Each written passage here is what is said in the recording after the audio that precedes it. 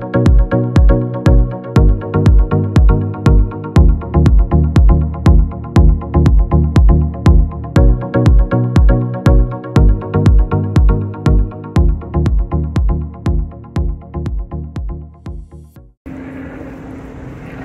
you guys, thanks so much and welcome back.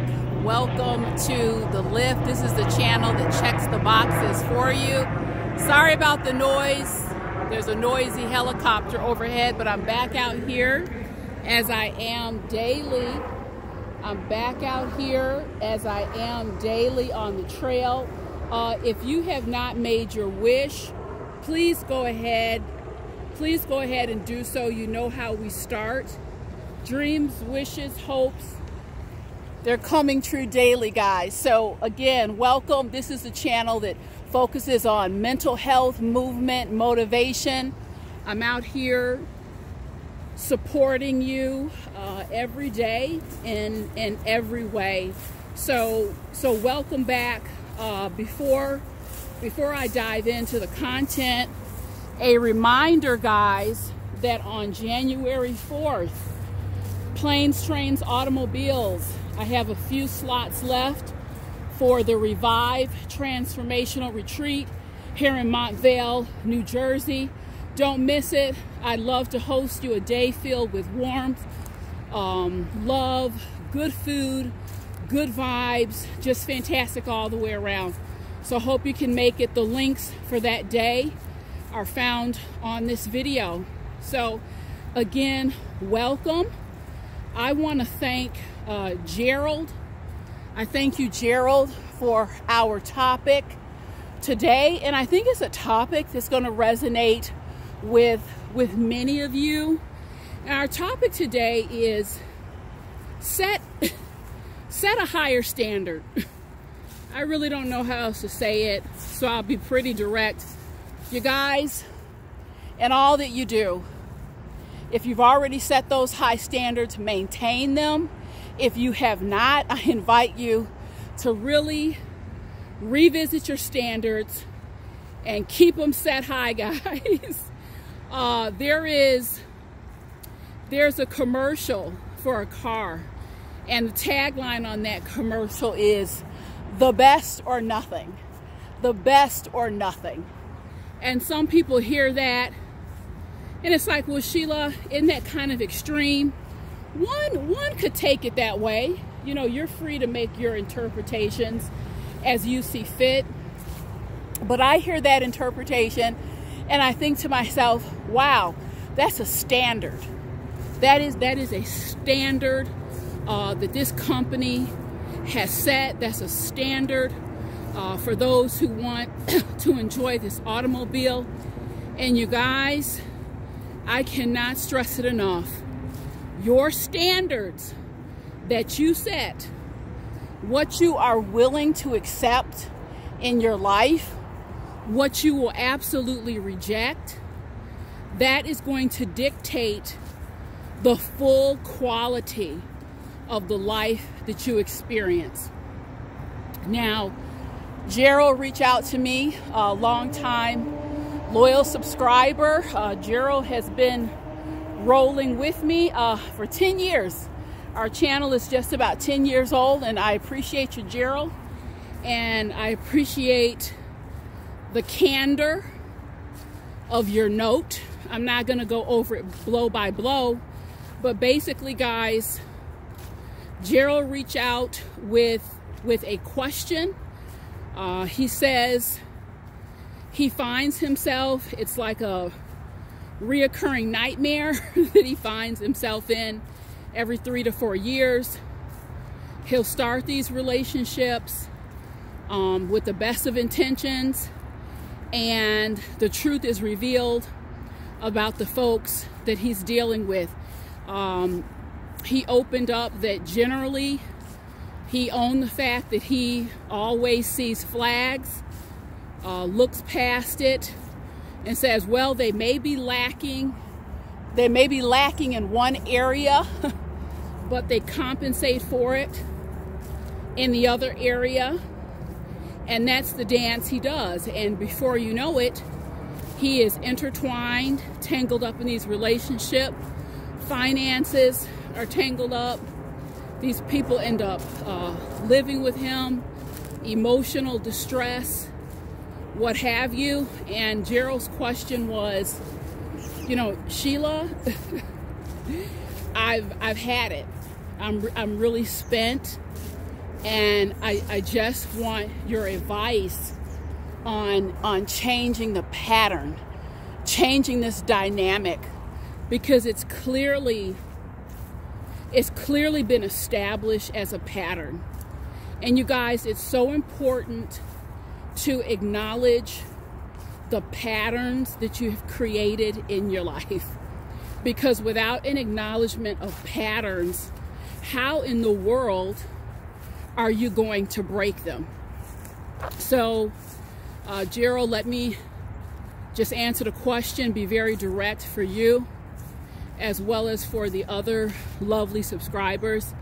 As I see it, based on what you laid out, the reason why this keeps happening and these people keep entering the gate of your life and really causing a lot of destruction. Again, I won't get into the innards of some of the delicate information you shared with me, but it's clear you've been traumatized and re-traumatized. And Gerald, hear me and hear me well. This straight up boils down to standards. And let me tell you what standards will do for you. Just want to be clear on the role that standards play. With standards, you really don't need to be a vigilant gatekeeper. The standards keep the gate of your life. They stand the post in your life. When you have laid down identified standards, it may look and sound something like this. I have a standard for anyone that I'm going to allow in my life and to begin a dating relationship. I need for them to be physically, emotionally, spiritually, financially stable. Financially stable in all of those domains. We're not doing any daddy stuff. We're not starting out on the second or third date. Can you help me out with this, that, or the other? We're not going to do that. I also have a standard that when I'm in the preliminary phase of unfolding with someone, there are some key ingredients that I need to see. I need to see reciprocity. I need to see appreciation. I need to see that independent status in life reflected in how you live, how you roll, the work you do. I have standards in terms of communication. This is not something in an airy-fairy way that you just come up with, guys. This is something, write down your standards on paper so that you have them in black and white and you memorize them. It's conscious work, it's concrete work. And the beautiful thing about standards is once you have those in place, they check a really big box. And they check the box naturally of a filter. They check the box of a filter system. In other words, unless all these boxes are checked, you don't even make it, you don't make it past the gate. You just don't. It's a loving, efficient, down-to-earth, practical way to live. And some of you may say, well, Sheila, is that kind of harsh or extreme? It's not harsh or extreme. What gates do, you guys, everyone cannot rush through the gates of your life. And if they could, you would see mass chaos in all areas. I've talked a lot about boundaries on this channel and standards. You'd be surprised. Set some higher standards, put some boundaries in place, And doggone it, I've been shocked, pleasantly surprised in my life how often people will rise to the occasion of those standards. I want to take you inside of a moment in time that really changed my life. It's where I witnessed myself put my foot down, and it was the start of a beautiful relationship with standards that has never ended, and I hope that it never will end. So this is about 15, 16 years ago.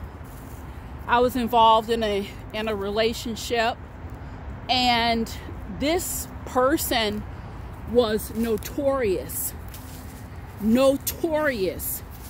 for canceling plans on a whim.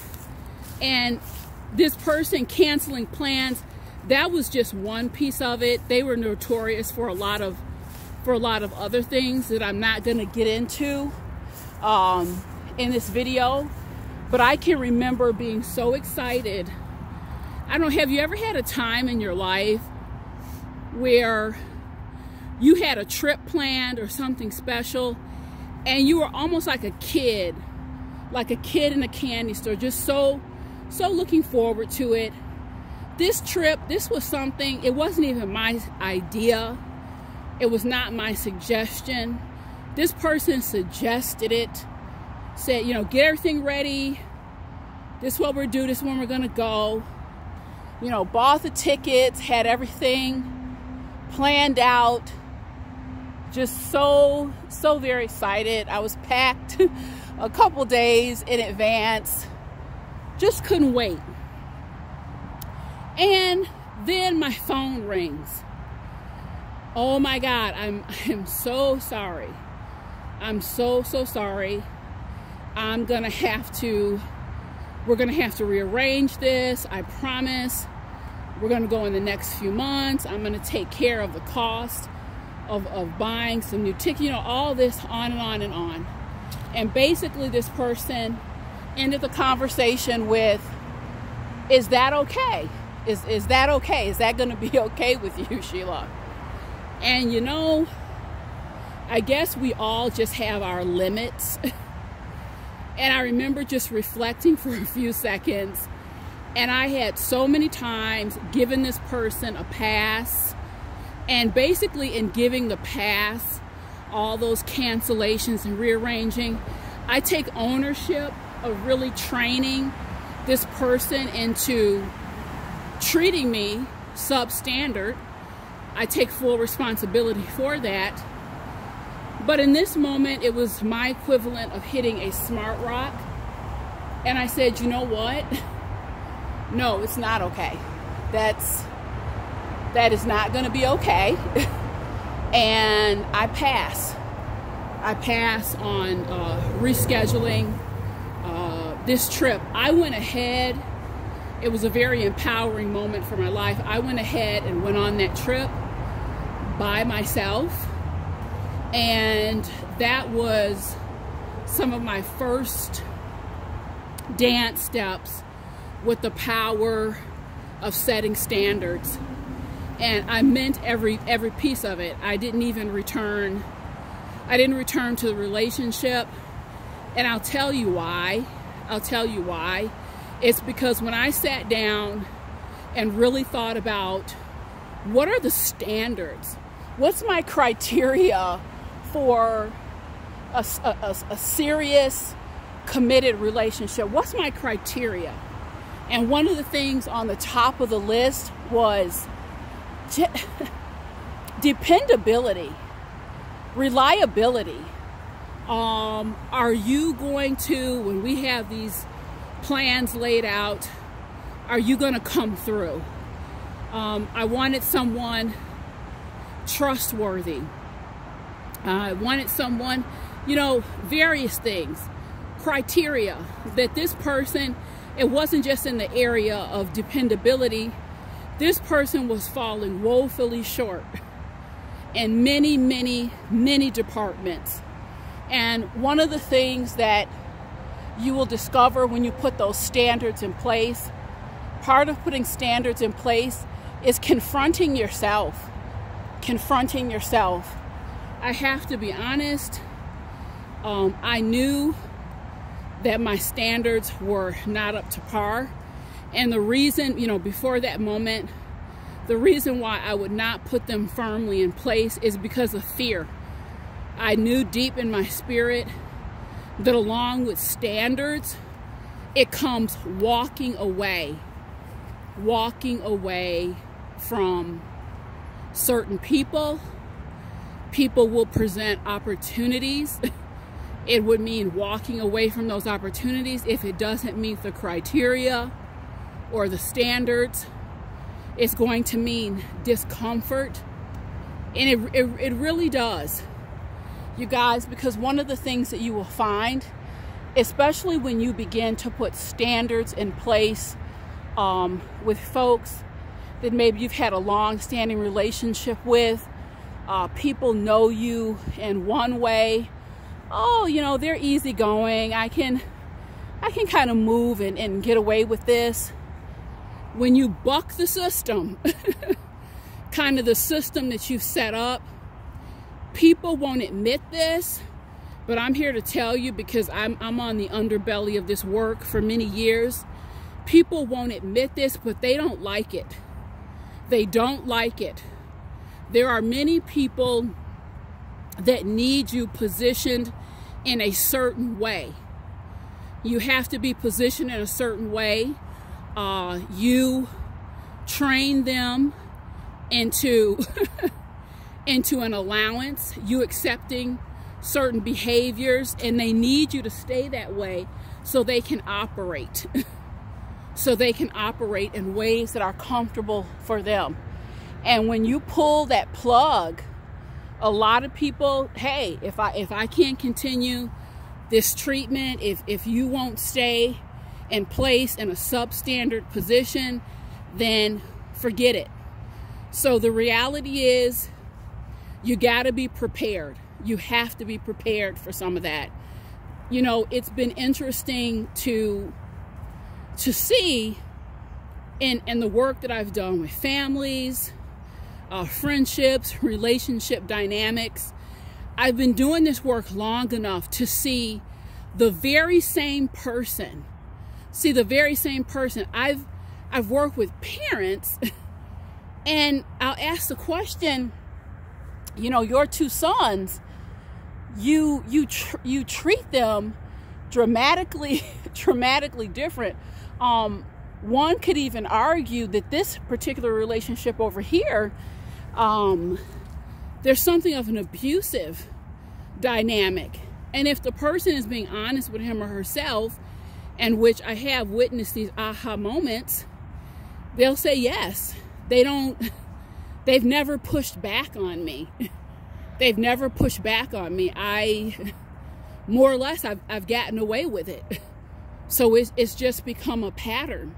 It's just become habitual. And you guys, this happens all the time.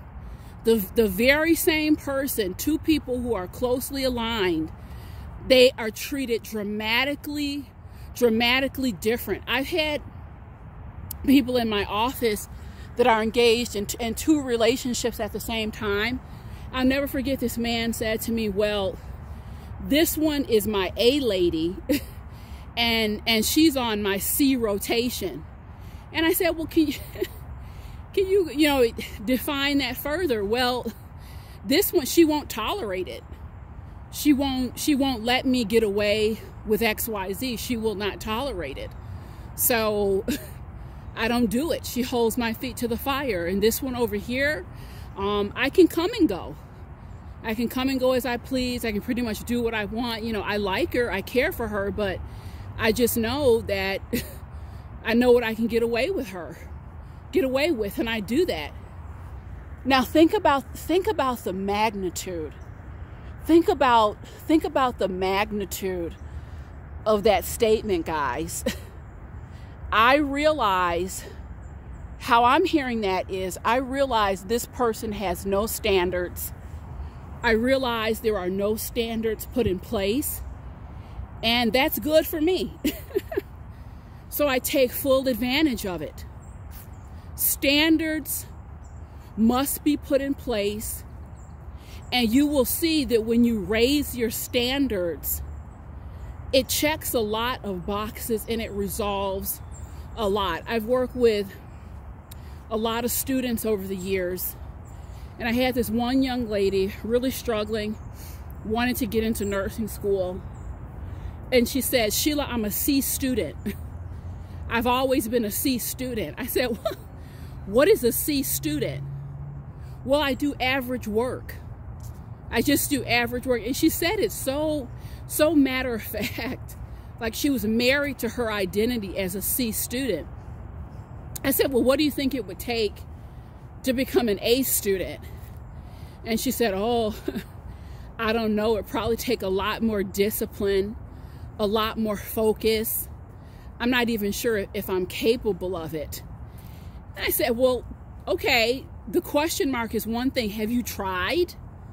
Have you even tried to put your foot down with yourself and say, this is no longer acceptable.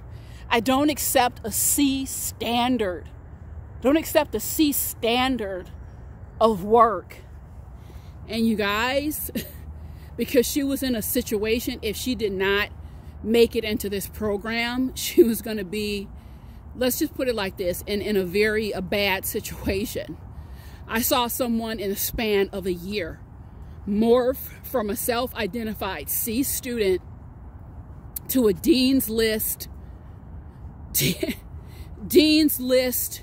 student, proud, puffed up with pride, changed her whole life. An A student and a C student, two very different experiences. Was no longer acceptable for me to just go home and watch TV. I study. I have a study schedule, study techniques, study strategy. I raised my standard. She's a nurse today, a brilliant nurse in emergency room here on the East Coast. Fantastic. Parents, this is another area. You know, children can be spoiled. Children, part of the role of being a parent is laying down standards. And I've seen it again and again. A parent will say, "Well, they just can't do that. I don't know if they can do that task. We've never put a lot of chores on them." I had a couple parents, three children, all of these kids over age 10. Parents are working like a dog. The children basically spoiled, running amok. They didn't know what to do with them. "Sheila, we're just overwhelmed." Okay, overwhelmed with what? "Sheila, we're working, we come home, the house is torn up." Your house is torn up when you come home with these children who are basically half grown. What do? "Well, we don't even know. We've never really had them doing dishes, cleaning." You don't think they can learn? I just don't know.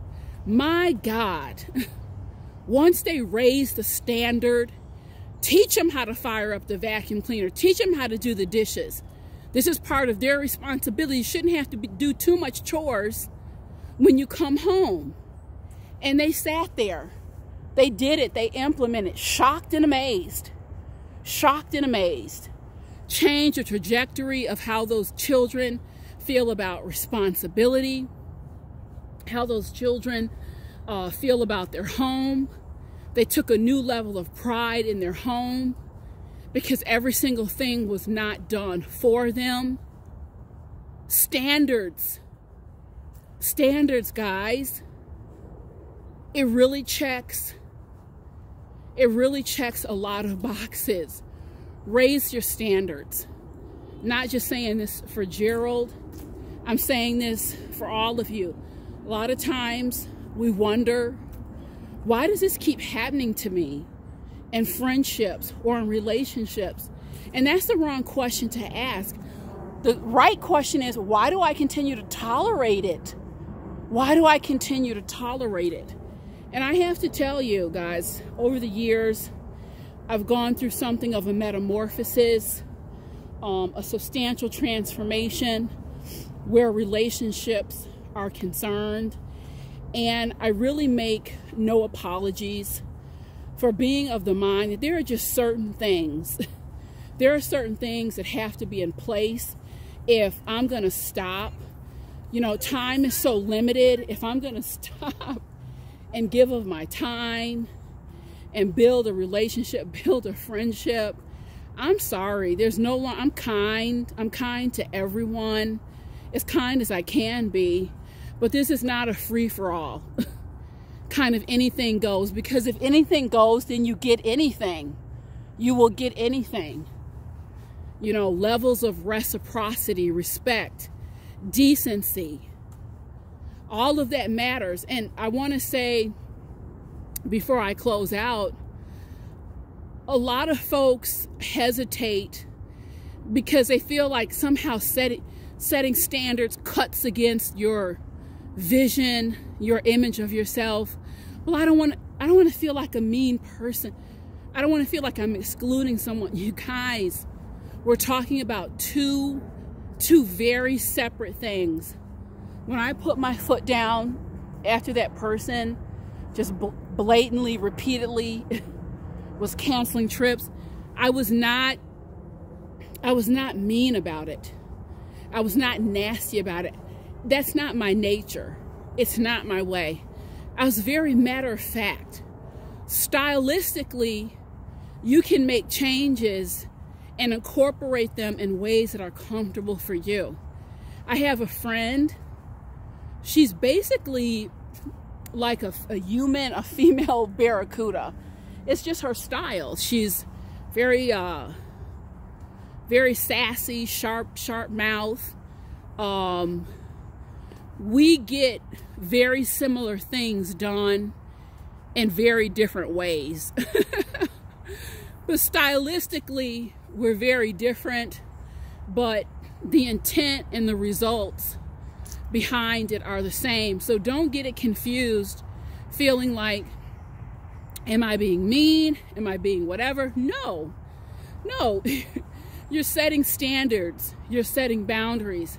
And if you don't, in this lifetime, in the world we're living in, you will get run over.